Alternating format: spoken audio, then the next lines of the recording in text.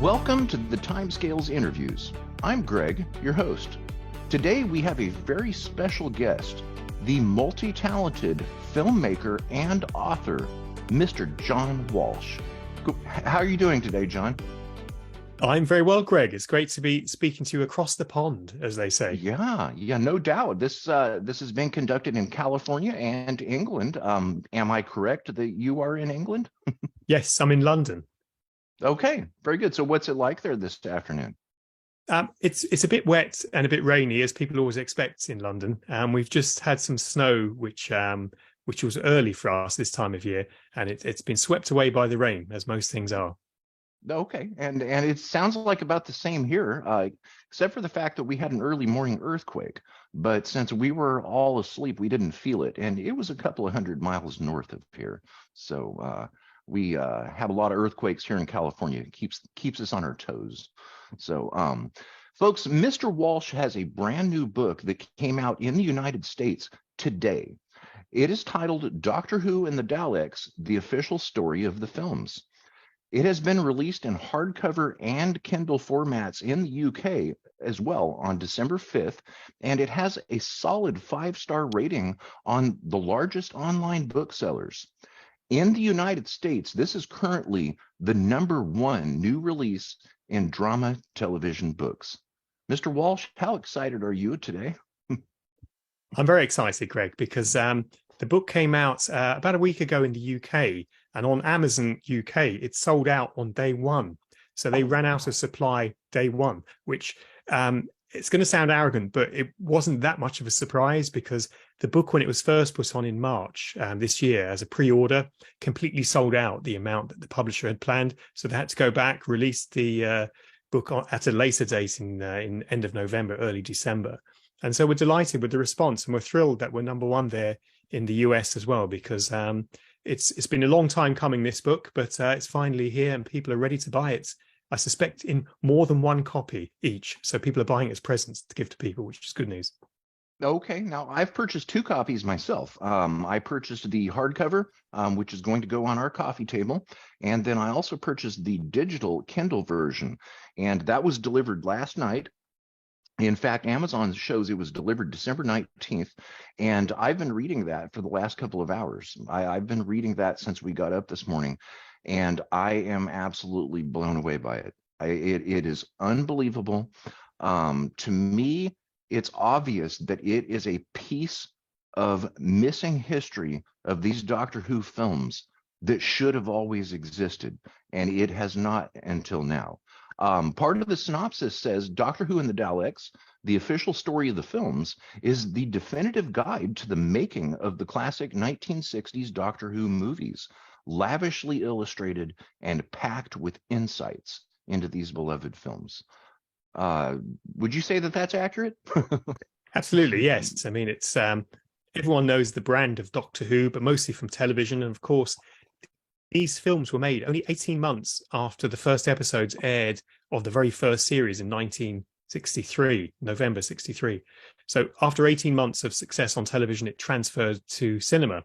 At the time, the BBC wasn't sure whether or not it was going to be a long-running project. So it's fascinating that these films, which have kind of been forgotten by some people, but remembered by hardcore fans, are now back. They've been fully restored by the rights holder, Studio Canal. This book was made in collaboration with Studio Canal. This is my 3rd Studio Canal collaboration. And of course, they have the archive of the paperwork, the facts and figures, and of course, the stunning photography, much of which came from Canal, but lots of which came from fans. So as you page through there, Greg, you're going to find pictures that haven't been published before. So for fan obsessives like me of Doctor Who, they'll know which pictures they are, because they'll get very excited like I did when I was opening computer files and finding these pictures. I got very excited. Wow, that's like opening a treasure chest of history there. As I went through it this morning, I've seen every page of it, and it occurred to me that I have not seen at least 95% or more of it. I only recognize several of the photos, and those would have been of memorabilia. Some of the books and things that came out back then. To me, in reading it, at a point, it felt like it actually took me back to the era of the late 1960s. I felt like I was back then when these films were being produced. It kind of, the book was kind of a little bit of a time travel experience for me, and I'm going to be spending the entire day on it. I'm going to read every single word of it, cover to cover, and I'm really looking forward to it from what I have seen so far. It is absolutely outstanding. And we're going to come back to that book here in just a moment. But first, I would like to let people get a peek into who you are, Mr. Walsh or John. I've seen that this is not your first rodeo when it comes to official stories of films. As you are a film expert, you have previously published Flash Gordon, the official story of the film, in 2020, Escape from New York, the official story of the film, in 2021, and Conan the Barbarian, the official story of the film, is coming out in 2023. I'm starting to see a pattern here. Is it a safe guess that you are going to continue this series of books of the unofficial stories of the films? Yes, I am, Greg. And the one that you might have missed from your collection there, which isn't under the official story of the film's banner, but it's Harryhausen, The Lost Movies, the book that started it all for me. I'm a trustee of the Ray Harryhausen Foundation. I wrote a book all about Ray's unmade films.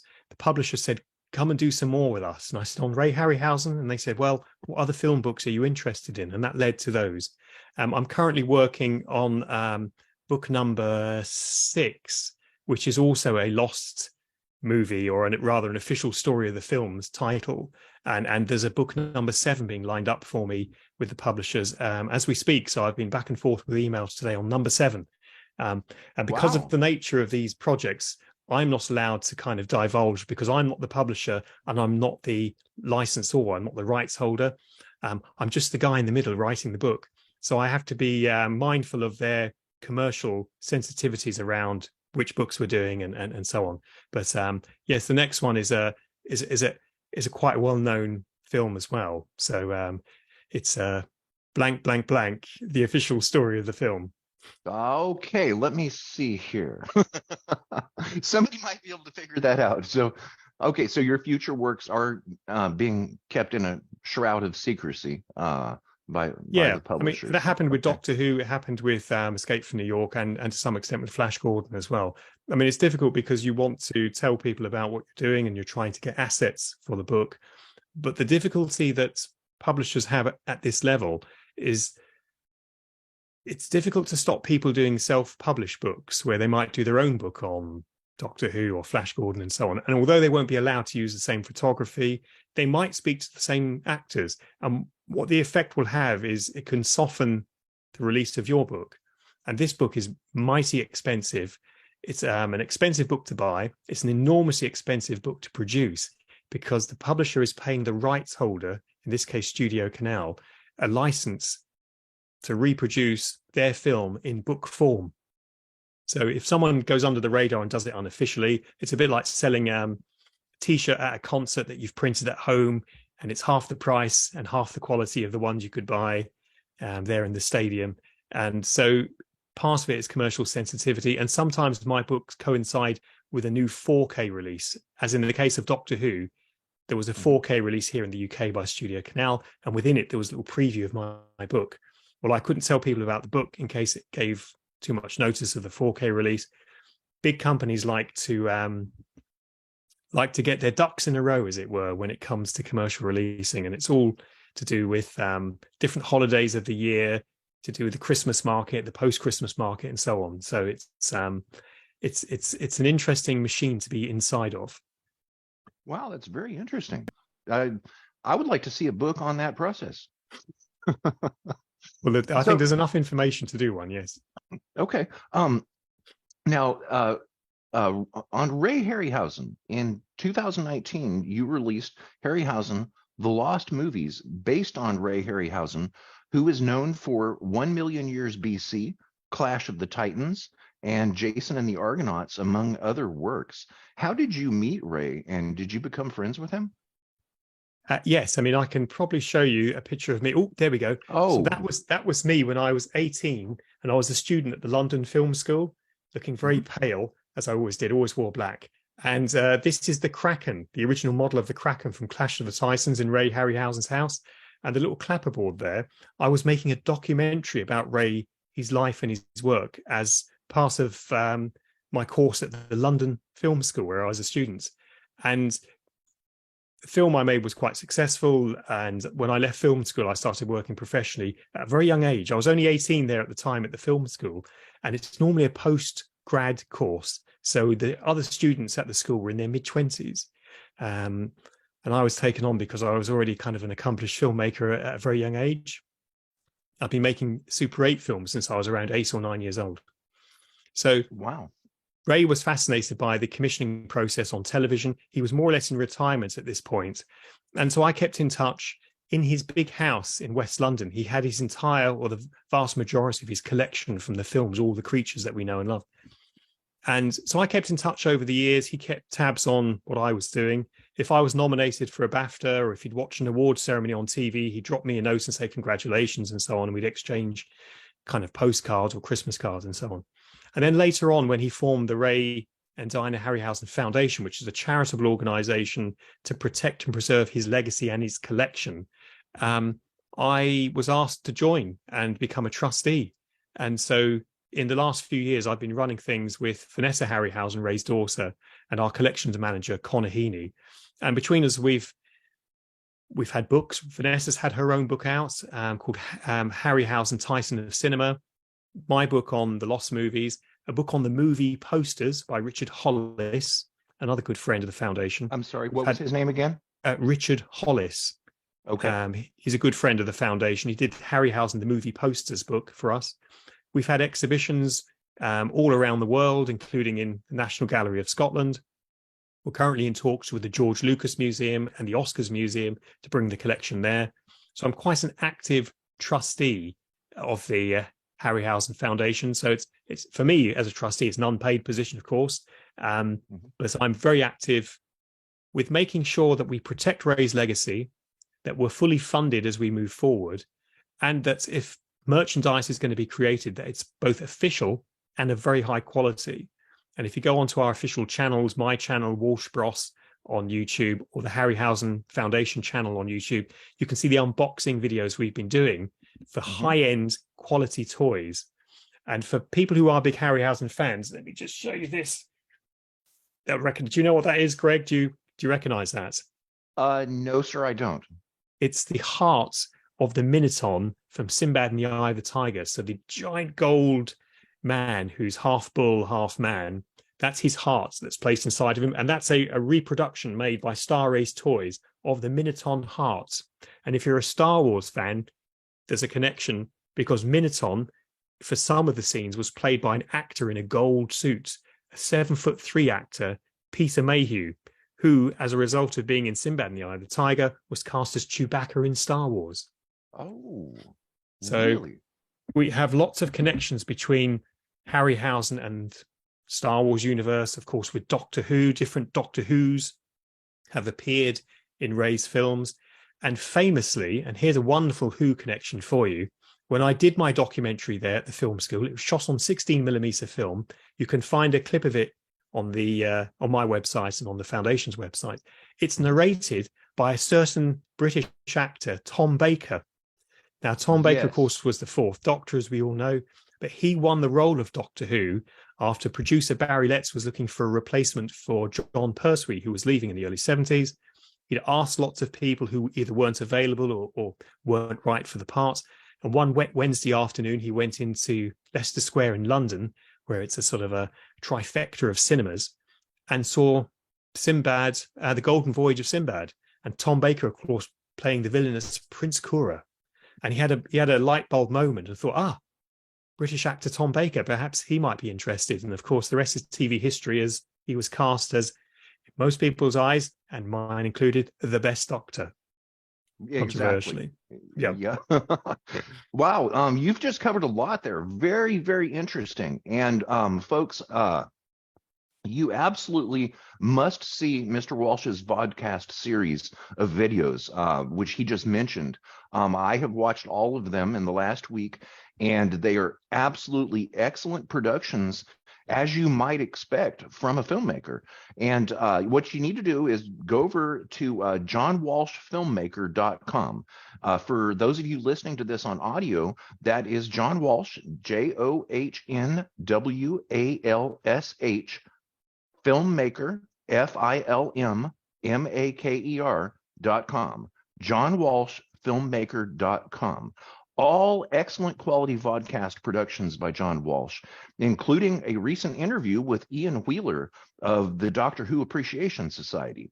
And from there, you will find a link to Titan Books to order any and all of these splendid publications. YouTube viewers, you will be able to find links to what we just discussed just down below here. Excuse me. Mr. Walsh, you are also an award-winning and double BAFTA and double Grierson nominated filmmaker, as well as the founder of Walsh Brothers Limited, one of the UK's top 100 production companies. I believe it would be a true statement to call you a massive success. Do you consider yourself to be a success story? It's difficult, that, isn't it? Because where do you measure your success against? You know, we've just had the World Cup, and although I don't follow football, is that the ultimate measure of sports or of football? I guess perhaps in some people's eyes it must be, or it might be. I am pleased I've had the success I've had.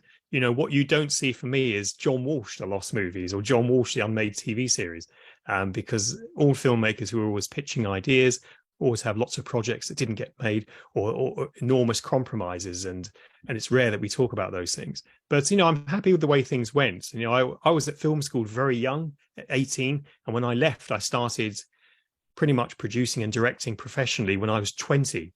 And I looked, as you would have seen in that picture before, I looked like I was 14.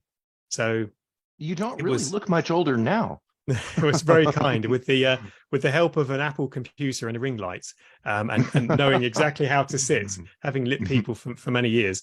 It's very kind of you to say, Ian. But you know, I think success is it's really for other people to say. It's a bit like reviewing your own book. You can say, well, I did what I did. It's the book I wanted it to be, and it's up to the public to decide. But in the case of this book, I wanted it to be 2 books in one gatefold sleeve. And I said to Tyson Books, could we do 2, you know, with different covers for each of the films? And I have enough material, I think, to do 2 books.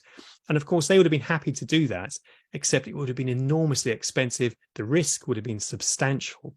And one of the reasons there hasn't been a book like this before is because of the investment at their end. So it's all very well me saying I'd like a bigger book, I'd like more pages. It's important to be realistic. So I think I'm happy with the book, definitely. And I think in terms of happiness and success, there needs to be a balance, because I always feel there's more to achieve, but you need to be happy in what you're doing, because it can undermine your own success if you're constantly nitpicking and being an internal critic all the time.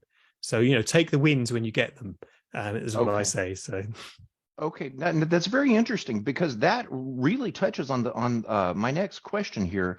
When interviewing actors, authors, artists, directors, and musicians, specifically in the worlds of Doctor Who here recently, I found a common trend which seems to affect everyone, and it's called rejection. For authors and actors in particular, it seems to be very common. And you have even noted in the description of your book, Harryhausen, The Lost Movies, and I will quote, "But for every film that reaches the big screen, half a dozen projects are never realized."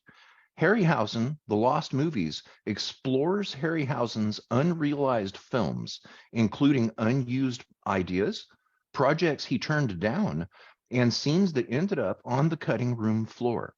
So I'm wondering what you might have in common with the other people that I've interviewed in this series when it comes to rejection.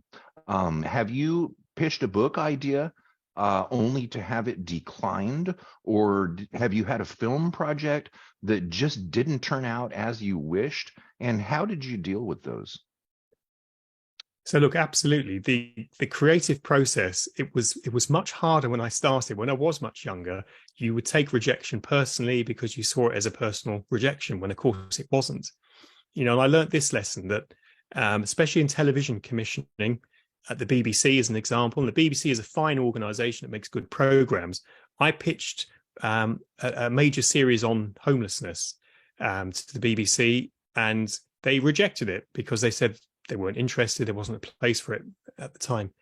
And I went around to other broadcasters, and they liked it, but they didn't have a slot to give me. And it was an expensive show that was going to film for a year and a half, and it followed homeless people who were being retrained for the workplace. So it involved a lot of corporate clients as well, and a lot of behind the scenes at big companies. Anyway, the long story to a short story was I ended up pitching it back to the BBC just because that's where I started. And they said yes the minute they got it.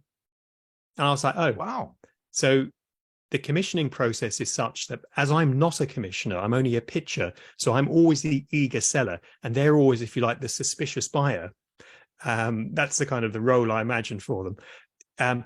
They're not remembering everything that's coming through because they're seeing maybe 10, 20 projects a day. And it wasn't the right time at that time. But guess what? It was the right time when I submitted it 6 or 8 months later. And it was a big success, and everyone was happy. And I never discussed that with a commissioner. I never said, oh, but you turned this down. It wasn't about sharing shame. I was just glad that they commissioned it. And so the useful takeaway from that is that, yes, when they're turning it down, they're turning that project at that time in that schedule down. They're not saying you're a bad person or you shouldn't be working in TV. And it's the same for books. When people say no, it's often with regret because they cannot afford to take on this book. They don't have a place for it. They don't have maybe an editor who's available in their publishing house to take on something else. They can't afford the license because it's too much of an expensive book. They can't afford to pay me what I want. So a bit like lottery numbers, the numbers that win this week won't necessarily win next week. That doesn't mean they're not good numbers. You just have to wait for the right moment. And the trick is to stay positive and to also stay creative. You know, one of the big problems when I speak to groups of young people about pitching and what's the best foot forward, always look smart. I mean, today I made sure I had a smart shirt on, always look clean and tidy. Mm-hmm. Thank you very much. So never look as if you've just rolled out from under a doorway, because that's the first thing that will put a channel off, because whoever you're pitching to, it's a movie studio, a major TV network, or a publishing house, these are corporate entities. So you don't have to go in a top hat and a suit, but you do need to look smart, be smart, and be clever about how you speak and what you say. Once you've been invited in, you're more than halfway there. So I've often gone in to see a broadcast and they've said, look, the idea is not right for us right now, but actually, I'd like to see you again next week.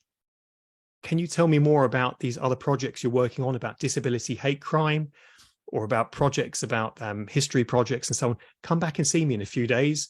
Speak to my secretary, because I think I'd like to be in the John Walsh business, even if I'm not in that particular project you're pitching business.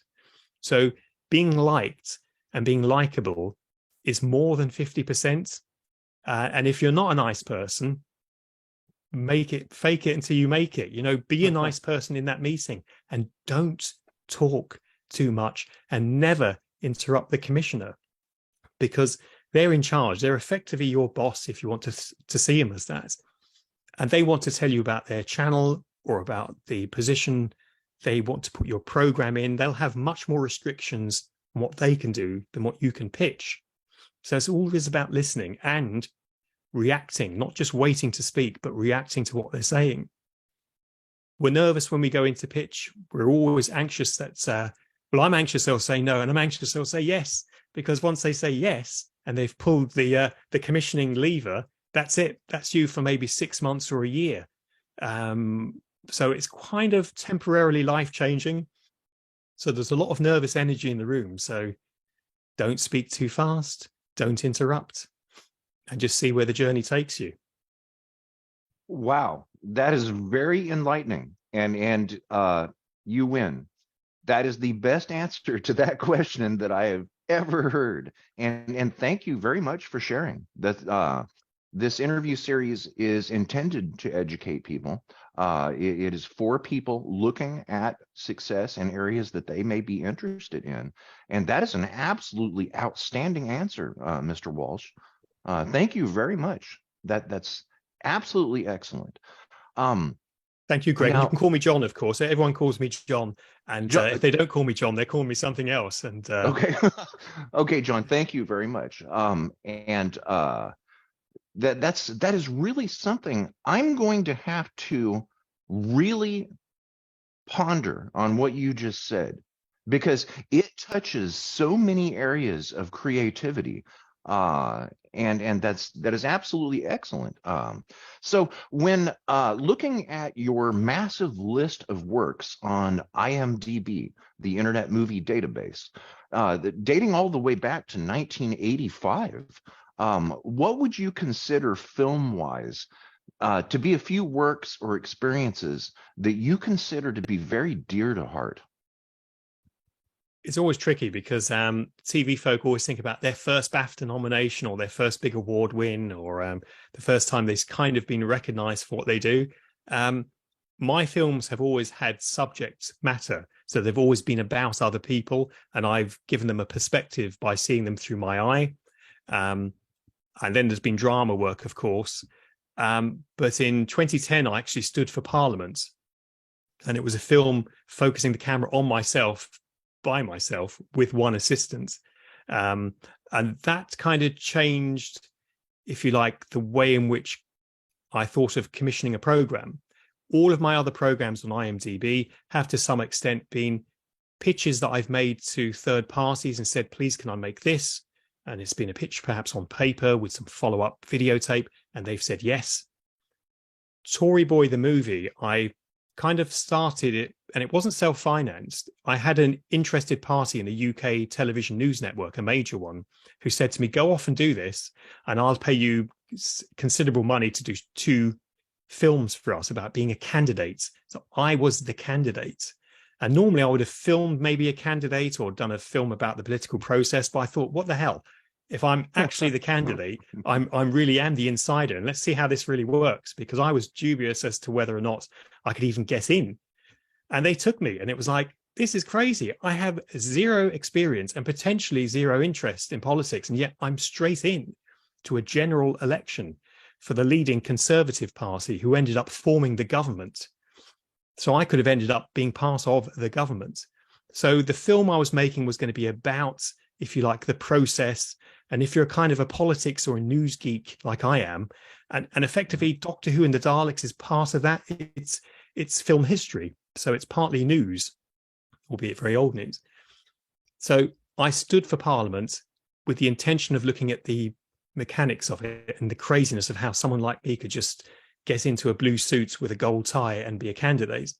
But in fact, I uncovered something else, which was far more rotten in this constituency, where there was lots of corruption going on. So instead of making 2 10 or 15-minute films for a news report, I ended up making a feature documentary that had a cinema release in 2011 throughout the UK, was re-released again during the next election in 2015, was put on Prime Video by me during lockdown, and became one of the most watched politics documentaries on Prime.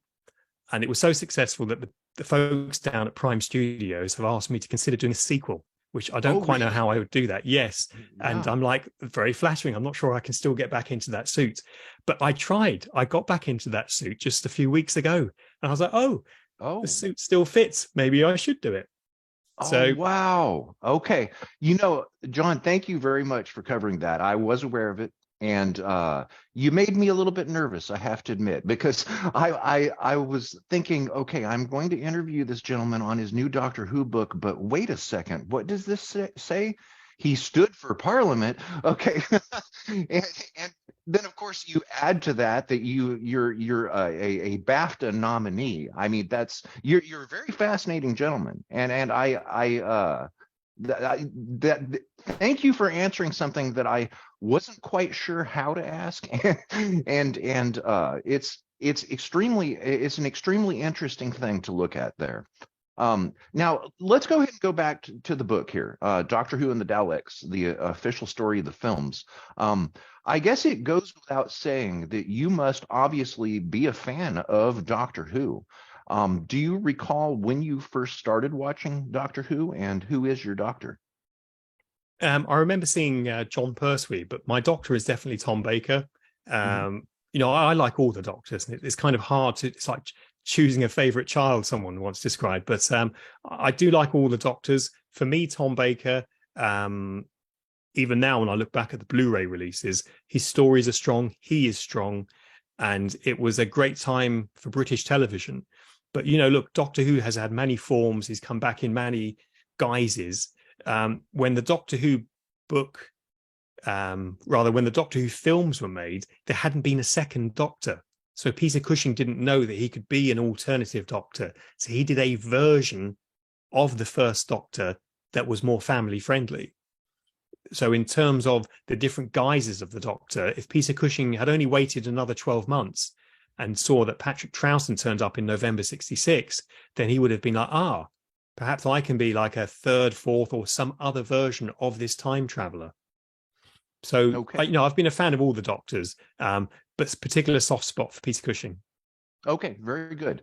Last night I stayed up waiting for that email from Amazon for my digital copy to be delivered, and then all of a sudden, ding, there it was, and it was very exciting. And the way that I feel from what I have seen of the book so far is it made me feel as if I had just opened a new adventure in Doctor Who that was also educational. As I told you, it felt as if it took me back to the 1960s when the films were being produced. But one thing that occurred to me is this is a literary documentary on the history of British film cultural history. I hope that's the right way of putting it. And I personally believe that this is the ultimate background of the behind the scenes of these movies. To me, it feels as if it's a piece of Doctor Who history that has been missing, and it should have already existed. And I don't believe it's ever going to be outdone, because it can't. This cannot be outdone in any way, shape, or form. Now, am I just being too excited about this, or am I correct? No, you're correct. No, look, we're excited because we're Doctor Who fans. We've had a long time to wait, but the downside of that is because people have waited nearly 60 years for this book. Has it been worth that wait? And for me, I've put in not every single photo I've found and not every single bit of information, but the most pertinent information that works best for the limitations of what is a 160-page book. I would like it to have been bigger. I'd like to have got more photos in. I'm hoping to share some of them online on the official Facebook page for the book and on my Twitter feed and so on. But look, I set out to write something that was definitive, knowing that no one else is allowed to write it outside of Studio Canal. You'd need their permission. But there's been a reason why the book didn't happen before, and it's this. Doctor Who for television is owned outright by BBC Television. This Doctor Who isn't. So it's not a BBC licensed product. So Studio Canal, who owns the film, is entitled to put the film on VHS and Betamax, which has happened in the past, and DVD and Blu-ray and now 4K disc. Any format that's like a home video, or to sell it to a network to show it on television or put it in cinemas. But to create other merchandise and other sort of IP opportunities using that title, those characters and so on, has been much more difficult over the years. So Titan Books got the BBC and Studio Canal together so that we could all agree that I should be the person to do it, and this should be the form in which it should take. And as you look through the book, you'll find that William Hartnell and Peter Cushing are on the same page. And it's never happened before. Yes. It's never been allowed before. And yes, Doctor Who magazines and some other magazines have done so, but that hasn't been a officially licensed Studio Canal product about this movie with the BBC's involvement. That's a first. And so it's wonderful to have pictures of William Hartnell in there that have been fully restored and colorized, and to put that story straight as to why Peter Cushing did an impersonation, if you will, of the First Doctor, the story of the BBC, their involvement and so on. It's all here. But it's great to do something which, people are telling me is definitive. You've asked me am I successful? Well, it's for people to tell me, Mm-hmm. There are great films that need movie books that weren't successful when they came out, but people still love them. Howard the Duck is one that springs to mind. Even now, people go, "Oh, Howard the Duck." But there's some great stuff in that film. It's had a 4K release by Universal Pictures. On a very, very, very long list. It might be on there for me to write that book. I've spoken to Phil Tippett, who was the animator who did all the fabulous FX on that. So how do you measure success? Is it when the book comes out, or when the film comes out, or is it what people say at the time, or 10 years later? So there are lots of projects which are failures in their own time that have later been considered great successes. Look at David Lynch's version of Dune. That is superb. There are so many fans of that. I went to a screening in London about 3 or 4 years ago, a 70mm screening, and it was about a 500-seater theatre, completely sold out. So I hope this is a definitive book. If somebody else comes along in a few years' time and tries to do another one, I'll be surprised. No. But who knows? No, I don't think it's possible. I don't think it's possible. Now, this, in fact, I'm sure it's not possible. And yes, you are a success. Absolutely. Now, on that area of thought, if I were to claim that you have massively contributed not only to Doctor Who history, yet to British cultural history in film with Doctor Who and the Daleks, the story of the films, would you dispute that statement? No, but I'd say what it is. I've added a small sliver to the film history of the UK. When I look at these films, I separate the fact that I'm a Doctor Who fan and a Dalek fan with the fact that I'm as fascinated by the processes of filmmaking as I was when I first started at film school. And this is the photochemical world, where everything had to be done on the film or more or less kind of animated or scratched onto the film later on. And so some of these processes aren't fully understood, how the special effects happened, the processes people had to go through, the restrictions and limitations of the techniques, I think is important to document.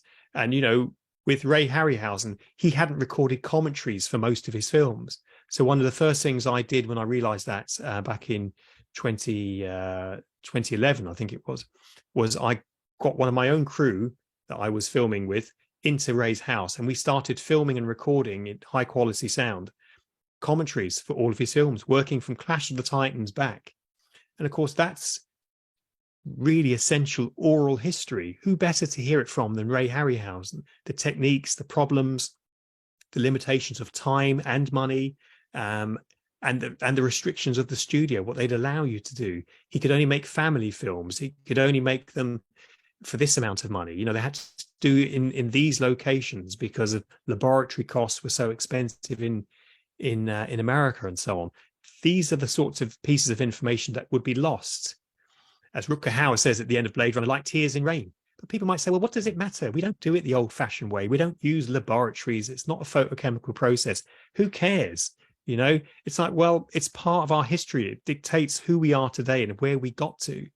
So you could say, well, who cares about the cavemen and the Jurassic period? Because the dinosaurs are not around anymore except on the big screen. So who cares? It is important because the working practices of people who came before are the shoulders that we're standing on today. So it is essential that even if you don't recognize that somewhere someone has written a book to say, look, for those who are interested, and in some ways perhaps did it better. We look at older films like King Kong and Casablanca and Citizen Kane. Have these films been bettered? And many people would argue no. And in fact, lots of people have stood on the shoulders of those films to build careers for themselves. And, Ray Harryhausen had great fans. Young people who were in the cinema watching The Seventh Voyage of Sinbad included Dennis Muren and Phil Tippett, who set up Industrial Light and Magic with George Lucas, who's also a fan, Steven Spielberg, Peter Jackson, Jim Cameron. They've all spoken to us about their love of Harryhausen films. In my book, Harryhausen, The Lost Movies, because I was thinking, who am I going to get to write the foreword for this about films unmade and so on? I asked filmmakers I knew. And so the foreword is a combination of really pretty sad laments from directors like John Borman, John Landis, Guillermo del Toro, Nicholas Meyer, who directed Star Trek II, The Wrath of Khan, Mike Hodges, who directed Flash Gordon. These are all people I knew, and I asked them to contribute because of their love of the Harryhausen universe. They realized that it was Ray Harryhausen and his work that got them into cinema. George Lucas, on the day that Ray died, said there would likely have been no Star Wars without Ray Harryhausen. Really? Yep. So today's filmmakers recognize the legacy and the footprint that great filmmakers like Ray Harryhausen left. Here, Milton Subotsky, who was an American who came to the UK, created both Doctor Who films in his own vision. He was the person who got them onto the big screen. No producer has done that since, and yet people don't know the name of Milton Subotsky. Milton wasn't a flash in the pan. He had lots of successful horror films. He was the first person ever to option a new young writer of horror called Stephen King. Oh. Milton Subotsky did that. He was the first, and yet we don't speak about Milton Subotsky in these terms. He had some considerable successes. He was one of the first Americans to come and work with all the British technicians and so on. People like to think it was George Lucas and Steven Spielberg who did that, but it wasn't. Filmmakers like Harryhausen and Subotsky were already there. They were already there doing this in the 50s and 60s. So it really helps redress a balance and right a wrong, if you will, because there are many unsung heroes in the back room of filmmaking. And in Doctor Who and the Daleks, the end title roller is really short. You'd think that only a dozen people worked on the picture. So many people weren't credited. So many people were forgotten in the short-term history. And I hope that this book puts it right. We talk about the matte paintings, the music, the special effects, the editing. It's a type of working and a workflow practice that people need to recognize went before what they're doing now. And I think it does inform what we do today. I mean, we look to the past often as a warning about what we should and shouldn't do, but also to inspire what we're doing. And Hollywood has never had so many remakes. An animated film from a live action, or a live action from an animated film. We are always looking to the past. Everything that is old is now new again. So, well, that is extremely interesting, and you just educated me as to who you are and why you wrote this book, and that is going to add to my enjoyment as I read it today. That's an absolutely excellent description, and I'm detecting something here. You don't like things being lost from history, and if there's something that you can do to prevent it, you're going to. Now, with the Doctor Who missing episodes, particularly from the Patrick Troughton era, do you think that we're ever going to see any more of those? I think we might. One of the big questions I have for studios and archives is pre-1975, the trims on negatives for movies weren't kept. They were either disposed of or recycled.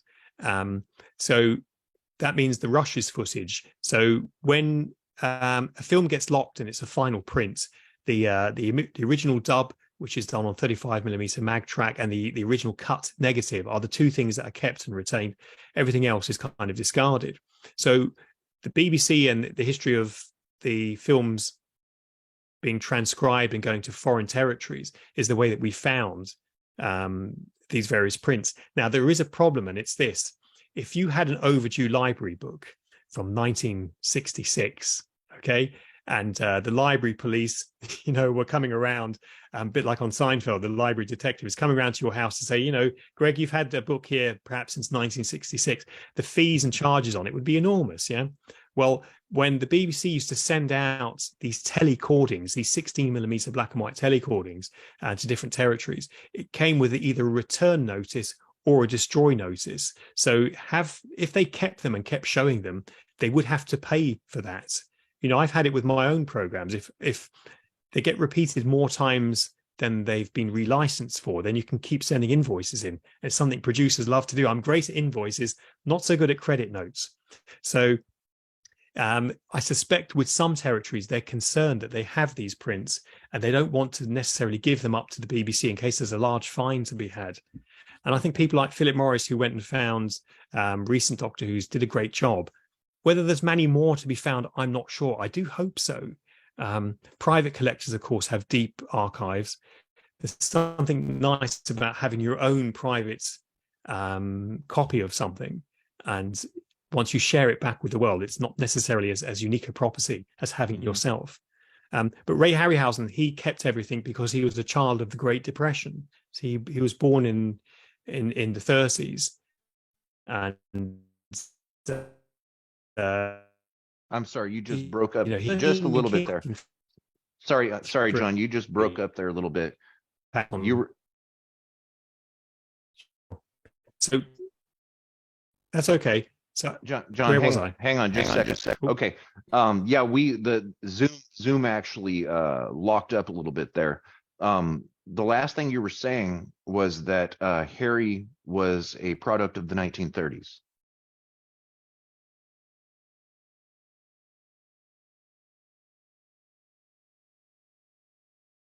He was 13 when King Kong came out in 1930, and he kept everything. He was a lifelong hoarder, if you will, we'd call it today. And I'm not dissimilar to that. I didn't grow up in the 1930s, but I try and hold on to things. I try and preserve things. And just in terms of digital environments, I make sure that I have cloud storage and Dropbox and these sorts of things to make sure I keep safety copies of everything, because even for my own programs, I've been contacted by broadcasters 6 or 8 months down the line who want to repeat something and they can't find my program. So I have to sort of give them a master tape for my collection. So a lot of it isn't to do with the passage of time. A lot of it's to do with the people you surround yourself with. Okay. Now, do you recall when you first watched the 1965 and 1966 Dalek movies with Peter Cushing? I think I would have first seen the Dalek films on television, probably Saturday morning BBC television in the 80s. And I was first struck by, what's that music? And what's that TARDIS doing? This isn't Doctor Who. And I was well aware that, there'd been different doctors, but the music was kind of mostly similar by this point. It had a bit of a disco vibe by the 80s. But the TARDIS, the interior had been sort of slightly upgraded, but it was not this. This looked like the inside of a transistor radio. And I was like, why? Why is it like that? Of course, we find out here why it's like that. And the same for the second film, which kind of had the swirly title sequence, a bit more like Doctor Who, but the music again wasn't anything like Doctor Who. So, and the someone had pimped up the Daleks. They were taller and had more skirting on them, and they looked kind of harder to move around. So I was very aware that it was very different, but the reasons for why it was that different weren't that apparent. And there was a lot of fan speculation. And of course, things have been written over the years about it, some of which was accurate and some wasn't. So it was nice to get that straightened out. But color was the big issue. Who in color, the Daleks in color and Daleks were the selling points. And we cover that in the book, not to give too many spoilers. Okay. Peter Cushing. Just 1 second, John. Famous, and yet on the original poster for the original film, he's really small. Okay. Hang on just a second here. Let's let Zoom catch up. Sure. It got a little bit of a buffering issue there. Pimped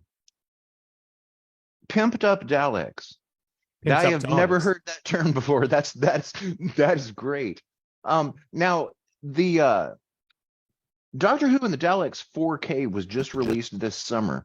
Have you perhaps researched the restoration project of that? Yes. So I did, when I did the Studio Canal asked me to do a 4K unboxing video because it includes a sort of mini version of my book inside. And it's only a mini sort of preview. It's only like 2 or 3 pages showing some of the things that are coming soon. Yeah, I know the companies that were involved with the restoration and how they went back to the original Technoscope negative and did a lot of repair work and a lot of restoration. And the great thing is that Canal have such deep archives that they've retained everything. So it really was a sort of a root and branch, as they call it, restoration. So it's never looked better. Of course, the worry is when a film this old has a full restoration, you might start to see the strings on the flying saucers, and it might start to reveal some of the low budget aspirations of the set. But I think it really helped the film sparkle. It looks wonderful. Okay.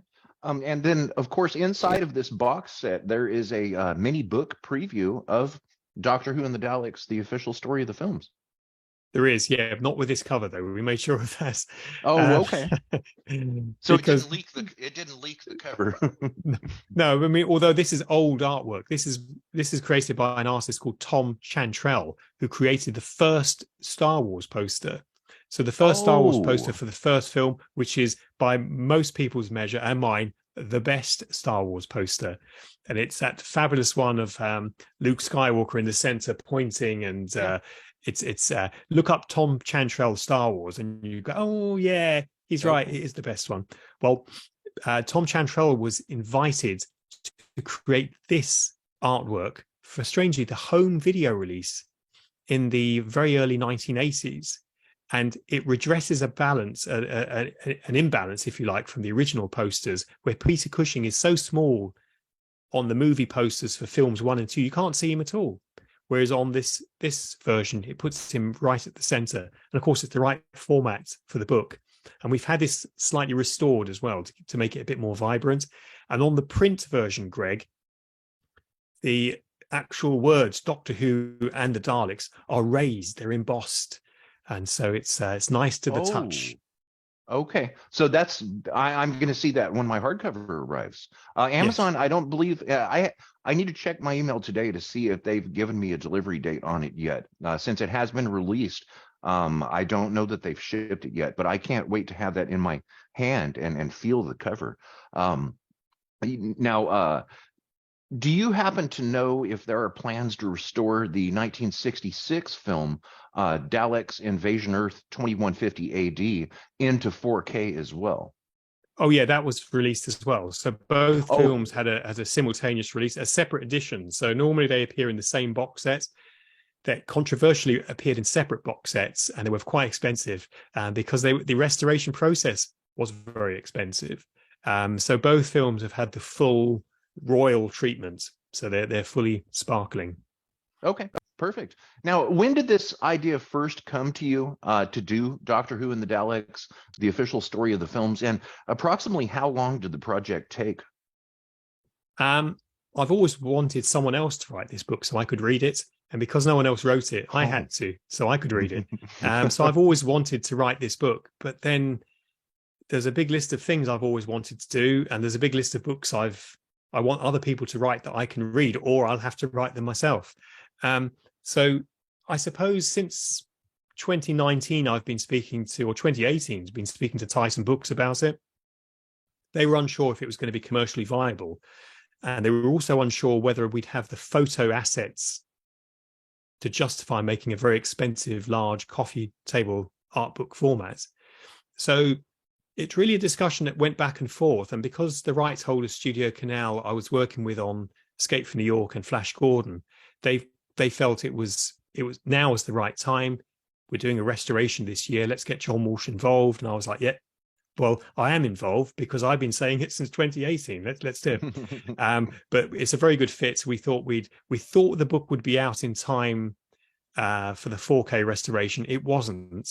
Partly due to when lockdown was lifted, how books are transported to and fro. The publisher is not as big a fish as Studio Canal.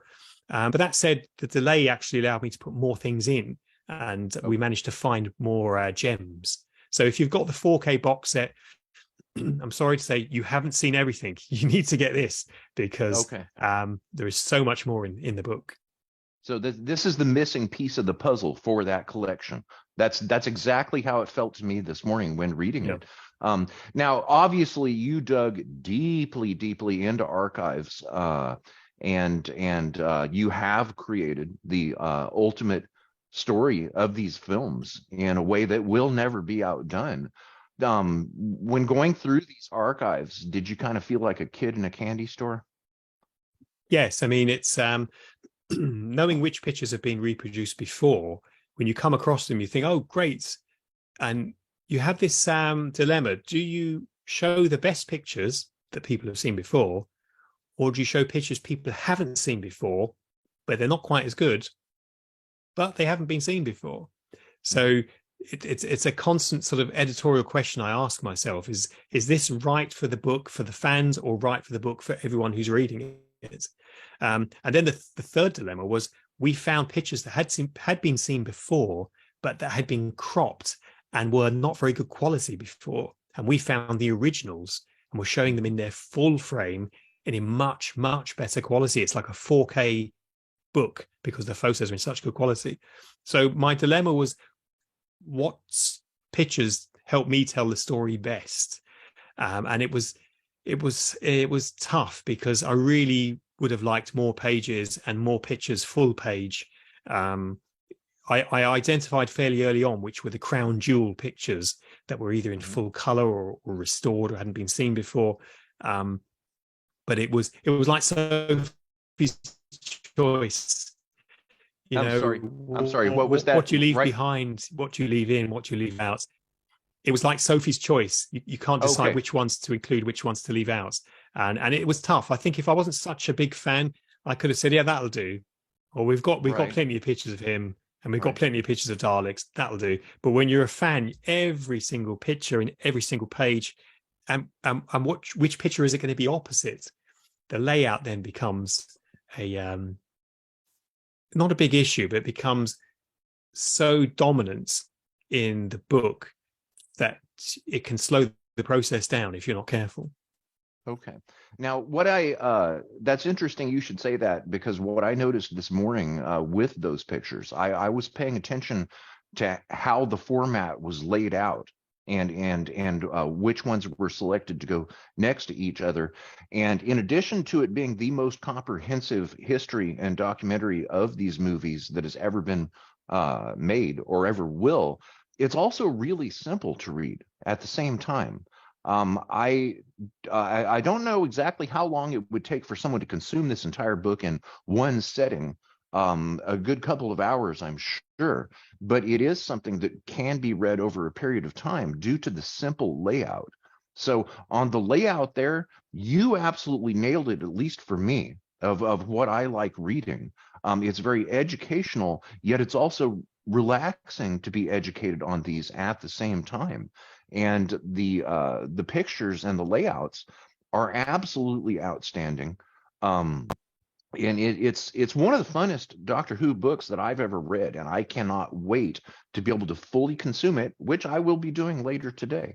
So, you know what, we've been going about an hour here, so let's go ahead and wrap it up. I have just a couple of more questions here. One of them is, do you find it odd that one of the most famous actors to ever play the role of Doctor Who, and I'm not saying the Doctor, one of the most famous actors ever, Peter Cushing, is sort of relegated by some to be a non-canon Doctor? Shouldn't he at least be Doctor 1.5? Look, I spoke to Stephen Moffat about this. We were in a green room after a screening at the BFI of a Doctor Who, and we used to regularly bump into each other there. And I said to him, look, I'm doing this book. And he said to me that he tried to get Peter Cushing into the 50th anniversary Doctor Who. He wanted to kind of have him there in a form of a CGI version. And of course, it wouldn't have been the first time that Peter Cushing has come back in CG, as Governor Tarkin, of course, in Rogue One, we saw him there. And it, of course, was an issue between the rights holder, Studio Canal, and the BBC. And I think there was a time factor as well. But he likes, Stephen Moffat is a showrunner of recent times. He's canon, Stephen Moffat. So, he likes the Doctor so much that he had the interior TARDIS doors white during some of Matt Smith's reign as the Doctor Who, as the Doctor. From the Doctor Who TARDIS from the movies. So, I think people like Stephen Moffat try to embrace the Peter Cushing Doctor Who. I think the difficulty for fans is that Peter Cushing's Doctor is a human who on Earth in his spare time with his granddaughter built a time machine. So he's not an escaped time traveler from Gallifrey who stole a TARDIS and is hiding on Earth, which is really exciting and dramatic. So, because of the liberties taken, I think at that stage, I think people have kind of turned their backs on it. Had he been a Time Lord in another guise, or if he'd revealed in the second film, look, I lied, I've got two hearts, I'm actually a Time Lord, and I'm hiding here in future Earth with the Sugar Puff commercials. But that wasn't to be, and I think for some people he'll never be the official Doctor. But I think because of the Blu-ray sets the BBC have brought out that have restored classic Doctor Who, I think Studio Canal have bounced onto that wave with their 4K restorations, which have pretty much now sold out. And I'm sure that's helped this book. People are looking back at classic Doctor Who. And because we have new Doctor Who now with the Russell T Davies years and other years, Steve Mossett and so on, old Doctor Who classic Doctor Who, I should say, has tended to have been sealed up as classic Doctor Who. And I think Peter Cushing is, in many people's eyes, is part of that seal. So he's in there now. So we've had very little negative. I've had no negative comments about the book in terms of him not being the right Doctor. I think people just accept those films exist. It's either better to have them or better to not have them. Well, it's better to have them with perceived faults and all. So better we have them. There's lots of films I'd like to not have in this universe, and Doctor Who and the Daleks and Dalek Invasion Earth aren't two of them. Right. Okay. Well, I think that people that want to read that this year here in the U.S., they probably should go to Amazon or their bookseller of choice and order it immediately, because I think it's going to sell out. I'm glad I already got my pre-order in. And I can, like I said, I hate to keep repeating this, I cannot wait to be able to read this in depth this afternoon with my digital version. So for anyone that may watch this interview in the future, be it a young kid with a dream of becoming an author like yourself, or an older person that's dreaming of becoming an actor or a film producer, to people that may look to you for reference of success, which you obviously are, and reference the path to get there, what is the best advice that you could give them?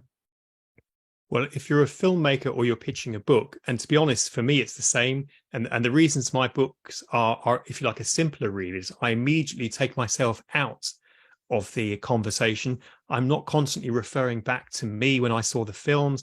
It's not about me. It's about Milton Subotsky first, in my mind, Milton first, then the cast, and then the other people who were involved. So I'm reporting on his story as if I'm a journalist visiting. So I remove myself completely. I don't want it to be about me. There's a picture of me on the back. I wrote the introduction. That's enough of me. I wasn't involved with these films. Having something to say, I think, is key.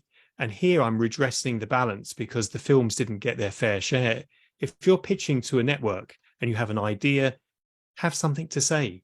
Because if you don't, and you're just aping the last project, anyone can do that. Anyone can make a program similar to what's already on. You need to be distinctive and have your own creative voice. And if you're not sure what that voice is, then go off and have a think about what you like.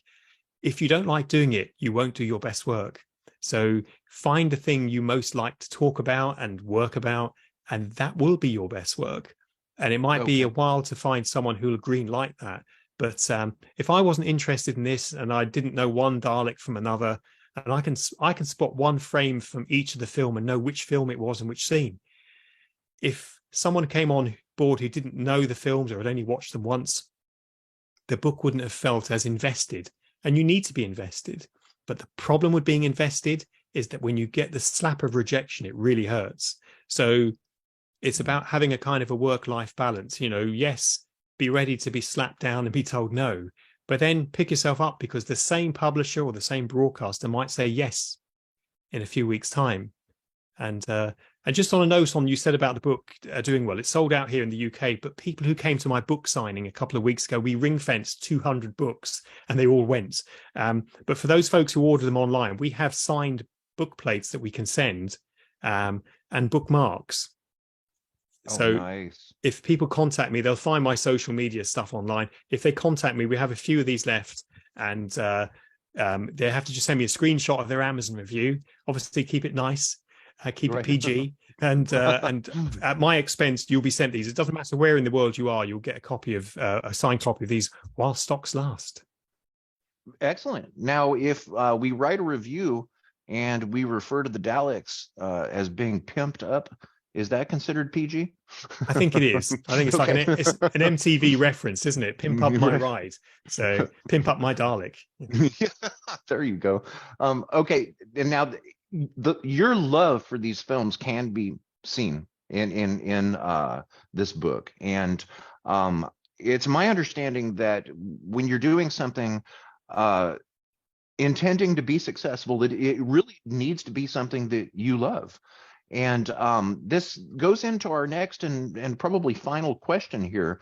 I'm guessing that your film productions and your books with your company, Walsh Brothers, may be a fully engrossing endeavor for you, something you love, perhaps something that consumes all of your time and energy. I'm just guessing there. Do you have any other hobbies or interests personally? Are you perhaps a skydiver, a chef, an activist of some sort, or a stamp collector?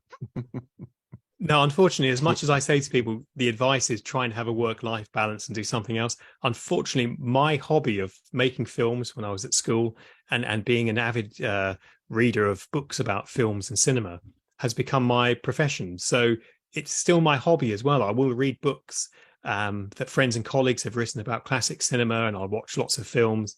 Of course, I'm a voting member of BAFTA, so this time of year there's about 200 or 300 films to watch for voting as well. So I go to screenings and so on, and I go to my own projects, book signings and talks and so on. But I don't have much interest outside of film and TV and the worlds of Ray Harryhausen. But my kind of film work, which is around social justice and documentaries and historical feature film and politics, is quite different to my interest in the Harryhausen Foundation. So I think within that specialist field, I've found the right balance, which is right for me, I think. Okay. Okay. Very good. So it is all consuming pretty much. Now, did you happen to watch Rose live when it aired in 2005? Oh yes, I did. That was absolutely wonderful with Billy Piper and Chris Eccleston. So it was amazing to see the Doctor back. And I'm always anxious when the Doctor comes back in some other form, because I'm anxious for the Doctor that it will be a success. And you could feel there's an awful lot of positive energy around that, and it felt right from the very first frame. Okay, very good. Now, I'm wondering, how do you feel about the current state of Doctor Who? Russell T Davies is back, coined RTD2 by fans. David Tennant appears to be the 14th Doctor. And then, of course, we have Ncuti Gatwa in the pipeline for the lead. Are you excited about the future of Doctor Who? I am, yes. I mean, it's look, I'm excited that Doctor Who has a future, because I remember those days when the newspapers were talking Doctor Who down, when Colin Baker's Doctor was on and they were talking about how the ratings weren't as good because it had been moved around in the schedule. And then the Doctor had changed, and then they were talking that Doctor down, and then Paul McGann. And it was all about talking Doctor Who down, and it was depressing, and it used to make me anxious. It's great that we're talking about the future of Doctor Who, and the future is definitely rosy. It's definitely positive. These are brilliant actors. And now the production values, look, it gives Milton Subotsky a run for his money, because now they seem like feature films. And, you know, the last few seasons there with Jodie Whittaker, you could have put that in cinemas because it was really spectacular, and the widescreen adventure of it. And I've worked with one of the new Doctors. David Tennant narrated a program I made about disabled children learning martial arts called My Life Karate Kids. And David narrated that because he saw a rough cut of it. And we were BAFTA nominated for that. And it's worth having a look. It's a half-hour film there on my YouTube channel in full HD. And if you've ever worked with disabled children, or you know anyone in your family who's disabled, have a look at these children and see how much they've achieved. And I think, you know, all of the Doctors have other sort of lives outside of Doctor Who, and they do what they can to sort of help people around them. And I think that's a great positive thing about Doctor Who, whether it's the performers or the producers. Russell T Davies is such a nice guy. I've met him a few times. He's really tall. So, you know, it's great positive energy. And the fact that we can talk about the future of Doctor Who, wow. Imagine going back to late 1980s and saying that, the future of Doctor Who. You'd see a lot of glum faces. Right. Wow. Okay. Very nice way of putting it. I did see the film you have mentioned where David Tennant narrated it. I saw that a couple of days ago. Speaking of tall, I've heard Russell T Davies is tall and Tom Baker is tall. Now, what was the piece where Tom Baker narrated for you? It was called Ray Harryhausen, Movement into Life. Okay. And you can see an excerpt of that on my YouTube channel and on the Harryhausen channel. It's been fully restored in 4K, and we're hoping to include it in a new 4K release of Clash of the Titans that we're working on at the moment with Warner Brothers. Okay. Wow. Okay. Folks, Doctor Who and the Daleks, the official story of the films, is out for order now in the UK and also in the US. It started shipping today from Amazon here in the States.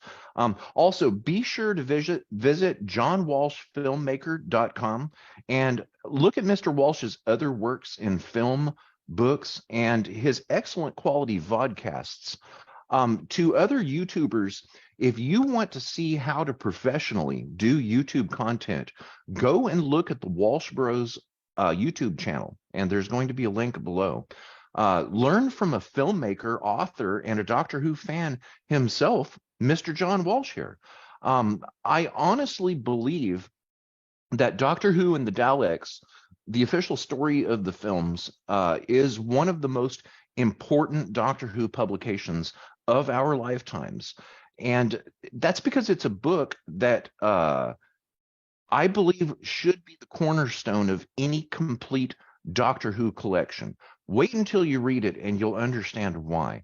It is something that should be proudly sitting on your living room, coffee, or tea table.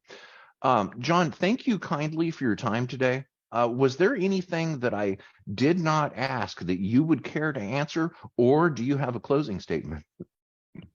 No, just thanks to everyone who's bought the book or who's pre-ordered the book. As I say, if you want to contact me, you can find me at my social media links. You can contact me on any of those links when you find them. Google John Walsh Filmmaker, they'll all come up. And I'm happy to send out these book plates and bookmarks whilst I have them. Keep reading, keep buying the books. And and also my other books. I create vodcast series for all of them. So for Flash Gordon, Escape from New York, for Harryhausen, and in future for Conan as well, you'll find kind of vodcast series where I go into more depth with people I've interviewed and show maybe some more images and sounds and clips from the films. Very good. And I might add that the quality of those vodcasts is absolutely excellent. And that URL would be johnwalshfilmmaker.com. Thank you very much, John. I appreciate it. And I wish you a nice evening here, and cheers from California. Thanks very much, and happy reading and happy holidays. The same to you. Take care. Bye now.